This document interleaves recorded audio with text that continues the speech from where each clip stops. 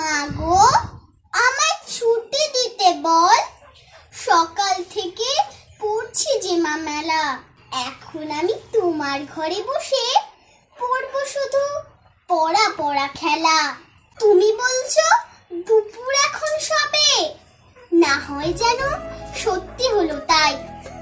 একদিনও কি দুপুর বেলা হলে বিকেল হলো মনে করতে নাই? আমি তো বেশ ভাবতে পারি মনে, সূর্যি ডুবে গেছে মাটির শেষে। বাগদি বুড়ি চুবড়ি ভরে নিয়ে শাক তুলছে পুকুর ধারে এসে। আধার হলো মাদার গাছের তলায়, কালি হয়ে এলো দিঘির জল। হাটের থেকে সবাই এলো ফিরে, মাঠের থেকে এলো চাষির দল। মনে কর না উঠলো সাজের তারা, মনে কর না সন্ধ্যা হলো যেন। রাতের বেলা দুপুর যদি হয়, দুপুর বেলা রাত হবে না কেন? আমার মেয়ের প্রশ্নের উত্তরটা ঠিক আমরাও খুঁজে পাইনি আমাদের ছোটবেলায়। সত্যি ছোটবেলাটা কতই না মধুর ছিল।